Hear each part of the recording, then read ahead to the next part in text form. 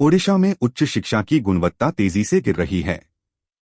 इसका प्रमुख कारण राज्य के विश्वविद्यालय और डिग्री कॉलेजों में बुनियादी ढांचे की कमी और लेक्चरर व प्रोफेसरों की आवश्यक संख्या में कमी है। इस पर अब छात्र व अभिभावक भी सवाल उठा रहे हैं। इससे परेशान होकर राज्य के उच्च शिक्षा विभाग ने अपने क्षेत्रीय निदेशकों को पत्र लिखकर जांच करने को कहा है। चक्रवाती तूफान के प्रभाव से रविवार को उत्तरी ओडिशा से सटे दक्षिण गंगीय पश्चिम बंगाल घाटी क्षेत्र में कम दबाव का क्षेत्र बन गया है। चक्रवात वायुमंडल में समुद्र तल से 5.8 किलोमीटर की ऊंचाई तक फैला हुआ है। गंगीय पश्चिम बंगाल और उत्तरी ओडिशा पर बने चक्रवाती परिसंचरण के प्रभाव से उत्तरी ओडिशा और दक्षिण गंगीय पश्चिम बंगाल तट पर एक कम दबाव का क्षेत्र बन गया है। ओडिशा के गंजाम जिले के कुकुड़ाखंडी प्रखंड हिंजलिकाटू पुलिस थाना क्षेत्र के अंतर्गत बोरीगांव पंचायत के महुलपल्ली गांव में एक युवती का अर्धनग्न शव बरामद होने से हड़कंप मच गया। इसे पुलिस हत्या से जोड़कर देख रही है, क्योंकि शव के ऊपर ढेर सारा नमक गिराया गया है ताकि यह मिट्टी में जल्दी से मिल जाए। पुलिस मामले की छानबीन में जुटी है। बीजद के पूर्व सांसद तथागत सतपथी ने कहा कि कुछ आईएएस अधिकारियों के उच्चारण में सुविधा के लिए हमारे राज्य का नाम ओडिशा से ओडिशा में बदला गया है। बीजद के पूर्व नेता ने यह भी कहा कि ओडिशा में शिक्षा की गुणवत्ता में बहुत गिरावट आई है। शैक्षिक प्रणाली में शिक्षकों की कमी है। शिक्षकों के बीच से आवश्यक योग्यता, धैर्य और आदर्श गायब हैं। ओडिशा के रायगढ़ जिले के कल्याण सिंहपुर उपरसाजा के पास एक नाले के ऊपर निर्माणाधीन पुलिया के अचानक ढह जाने से 5 लोगों की मौत हो गई है। मरने वालों में 4 बच्चे शामिल हैं। घटना में कुछ लोगों के घायल होने की भी खबर है। स्थानीय लोगों ने ठेकेदार पर काम की खराब गुणवत्ता का आरोप लगाया है, जिसके चलते कई मासूमों की मौत हो गई। संबलपुर शहर के टाउन थाना अंतर्गत 3 मोहल्लों में सीरीज चाकूबाजी की घटना से लोग दहशत में हैं। तीनों ही घटनाओं को रविवार को अंजाम दिया गया। इनमें से एक युवक के पेट से तो आंतें तक निकल आई हैं। पुलिस ने इस सिलसिले में 4 युवकों को गिरफ्तार किया है। ये सभी घटनाएं रविवार रात 8 से 9:30 बजे के बीच हुई। केरल के एर्नाकुलम में 5 साल की एक बच्ची के साथ दुष्कर्म और गला घोंटकर मार डालने के मामले में राजनीति गरमाने लगी है। दरअसल बच्ची के अंतिम संस्कार में केरल सरकार के किसी प्रतिनिधि के मौजूद नहीं होने के बाद काफी आलोचना होने लगी थी, जिसके बाद 2 प्रतिनिधियों ने परिवार से मुलाकात की। प्रधानमंत्री नरेंद्र मोदी को लोकमान्य तिलक राष्ट्रीय पुरस्कार से सम्मानित किया जाएगा। पुणे में 1 अगस्त को एक समारोह के दौरान पीएम मोदी को यह अवार्ड दिया जाएगा। इस समारोह में महाराष्ट्र के राज्यपाल रमेश बैस, मुख्यमंत्री एकनाथ शिंदे, उप मुख्यमंत्रियों देवेंद्र फडणवीस और नवनियुक्त अजित पवार, एनसीपी नेता शरद पवार भी मौजूद रहेंगे। दक्षिण अफ्रीका से भारत लौटने के बाद महात्मा गांधी ने अहमदाबाद के साबरमती नदी के किनारे आश्रम बनाया और यहीं रहने लगे।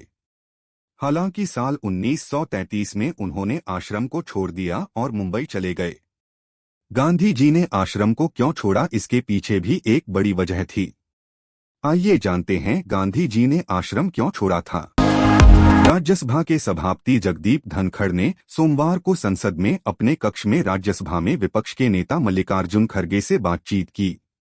इस दौरान उनके साथ संसदीय कार्य मंत्री प्रहलाद जोशी, कानून और न्याय मंत्री अर्जुन राम मेघवाल, विदेश राज्य मंत्री और मंत्री वी मुरलीधरन और राज्यसभा के संसद सदस्य सैयद नासिर हुसैन भी मौजूद रहे।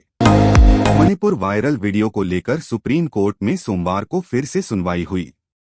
इस दौरान शीर्ष अदालत ने सरकार से सवाल किया कि जब महिलाओं को निर्वस्त्र घुमाने की घटना 4 मई को हुई तो एफआईआर 18 मई को क्यों दर्ज की गई। 4 मई से 18 मई तक पुलिस क्या कर रही थी। अब मामले की सुनवाई कल दोपहर 2 बजे होगी। दिल्ली की केजरीवाल सरकार लंबे समय से दिल्ली अध्यादेश बिल का विरोध करती आ रही है। विभिन्न विपक्षी दलों से अरविंद केजरीवाल ने इस बिल के खिलाफ समर्थन देने की मांग की है। कांग्रेस ने केजरीवाल का समर्थन देने का दावा किया है। इसी बीच कांग्रेस के दिग्गज नेता ने पार्टी से अलग जाकर बिल पर अपना पक्ष रखा है। प्रधानमंत्री नरेंद्र मोदी ने रविवार को घोषणा की है कि देश के शहीदों के सम्मान में स्वतंत्रता दिवस से पहले मेरी माटी मेरा देश अभियान शुरू किया जाएगा। इसी के तहत तीनों सेनाओं के जवान 9 से 15 अगस्त 2023 के बीच मेरी माटी मेरा देश अभियान में हिस्सा लेंगे। एससी ने सोमवार को भ्रष्टाचार के एक मामले में राज्य के उप मुख्यमंत्री डीके शिवकुमार के खिलाफ सीबीआई जांच पर अंतरिम रोक लगाने के कर्नाटक हाई कोर्ट के आदेश में हस्तक्षेप करने से इनकार कर दिया। न्यायमूर्ति बी.आर. गवई, न्यायमूर्ति सी.टी. रविकुमार और न्यायमूर्ति संजय कुमार की पीठ ने मामले में उच्च न्यायालय के 10 फरवरी के आदेश के खिलाफ केंद्रीय जांच। केरल में 154 यात्रियों के साथ Trichy Sharjah air India express की उड़ान संख्या 613 को तकनीकी कारणों से तिरुवनंतपुरम हवाई अड्डे पर एहतियाती लैंडिंग करनी पड़ी। फिलहाल सभी यात्री सुरक्षित बताए जा रहे हैं। एक सप्ताह पहले भी दुबई जाने वाली एयर इंडिया एक्सप्रेस की एक उड़ान में कुछ तकनीकी खराबी। प्रधानमंत्री नरेंद्र मोदी मंगलवार को महाराष्ट्र के पुणे का दौरा करेंगे। इस दौरान वो विभिन्न विकास परियोजनाओं का उद्घाटन और शिलान्यास भी करेंगे। प्रधानमंत्री कार्यालय ने रविवार को एक बयान में कहा कि पीएम मोदी मंगलवार को मेट्रो ट्रेन को हरी झंडी दिखाकर रवाना करेंगे और लोकमान्य तिलक राष्ट्रीय पुरस्कार भी ग्रहण करेंगे। दिल्ली के अध्यादेश के खिलाफ ज्यादातर विपक्षी पार्टियां एकजुट हैं और केंद्र के कदम को लोकतंत्र के खिलाफ बता रहे हैं। इस बीच मामले में एआईएमआईएम सांसद असदुद्दीन ओवैसी ने लोकसभा महासचिव को एक नोटिस भेजा है, जिसके बाद ये साफ हो गया है कि वो कहां वोट करने वाले हैं। अध्यादेश इसी सप्ताह पेश होगा। उत्तर प्रदेश के मुख्यमंत्री योगी आदित्यनाथ ने इंडिया गठबंधन पर निशाना साधा है। आदित्यनाथ ने एक इंटरव्यू में कहा कि इंडिया ग्रुप एक ... ग्रुप है। उन्होंने कहा कि कोई भी अगर चोला बदल ले तो उसको अपने पिछले कर्मों से मुक्ति नहीं मिलती है। योगी ने ज्ञानवापी मामले में दो टूक जवाब दिया है। शरद पवार ने कहा है कि अगर उनकी पार्टी एनसीपी, कांग्रेस और शिवसेना यूबीटी फैसला कर ले तो वे महाराष्ट्र में बदलाव ला सकते हैं। पवार ने यह भी दावा किया कि वो वर्तमान की शिंदे सरकार के साथ कभी नहीं जुड़ने वाले हैं। राकांपा, कांग्रेस और शिवसेना यूबीटी राज्य में महाविकास अघाड़ी एमवीए के घटक हैं। शिवसेना शिंदे गुट के विधायक संजय शिरसाट ने शिवसेना ठाकरे गुट की राज्यसभा सांसद प्रियंका चतुर्वेदी को लेकर बयान दिया कि आदित्य ठाकरे ने प्रियंका चतुर्वेदी की खूबसूरती देखी और उन्हें राज्यसभा सांसद बना दिया। शिरसाट के बयान पर तीखा पलटवार करते हुए प्रियंका चतुर्वेदी ने कहा कि उन्हें किसी गद्दार की जरूरत नहीं है। भारतीय टीम को दूसरे वनडे मैच में वेस्टइंडीज के हाथों 6 विकेट से हार का सामना करना पड़ा। अब सीरीज का आखिरी और तीसरा मैच 1 अगस्त यानी मंगलवार को खेला जाएगा, जिसमें टीम इंडिया कर सीरीज जीतने के इरादे से उतरेगी।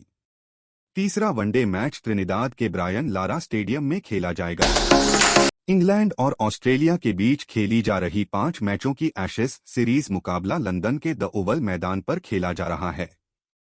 5वां टेस्ट इंग्लैंड के तेज गेंदबाज स्टुअर्ट ब्रॉड के लिए बेहद ही खास है, क्योंकि वह आखिरी बार इंग्लैंड के लिए शिरकत कर रहे हैं। आइए जानते हैं उनके करियर से जुड़े 3 बड़े विवाद।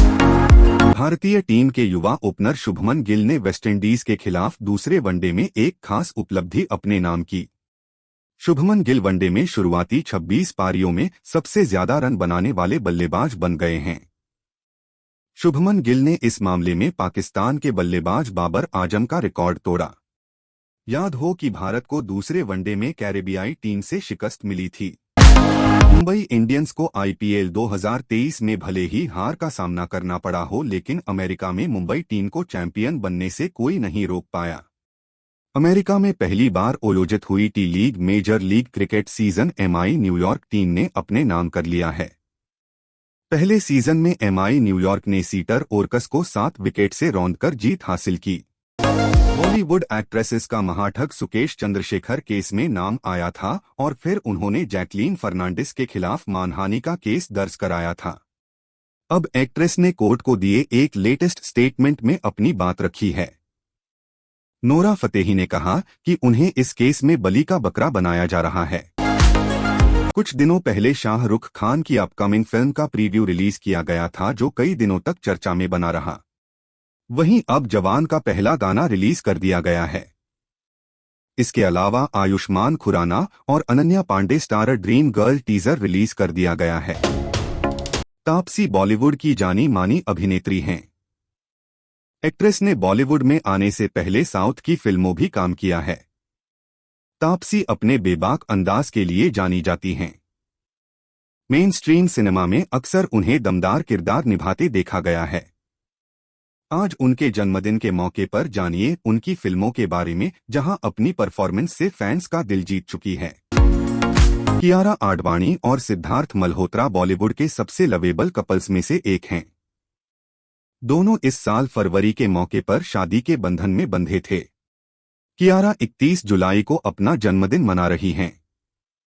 लेकिन इस बीच एक्ट्रेस का प्रेगनेंसी पर दिया एक पुराना बयान खूब वायरल हो रहा है, जिसमें वह क्यों प्रेग्नेंट होना चाहती हैं, उसकी वजह बता रही हैं। रॉकी और रानी की प्रेम कहानी 4 दिन पहले यानी 28 जुलाई को रिलीज हुई। पर्दे पर ये फिल्म कमाल कर रही है। ऐसे में अब रानी यानी आलिया भट्ट ने इंस्टाग्राम पर अपने सभी फैंस को धन्यवाद किया। आलिया ने इंस्टाग्राम पर रणवीर सिंह और फिल्म के डायरेक्टर करण जौहर के साथ बेहद प्यार फोटो शेयर। सुष्मिता सेन ने अपनी हेल्थ को लेकर बातचीत की है। एक्ट्रेस को इस तरह से हार्ट अटैक आना सभी के लिए हैरान कर देने वाली बात थी, लेकिन सुष्मिता ने भी हिम्मत के साथ इस बुरे वक्त को बिताया और अब वे पूरी तरह से ठीक हो चुकी हैं। उन्होंने बताया कि हार्ट अटैक के बाद जीवन को लेकर उनका नजरिया कैसा है।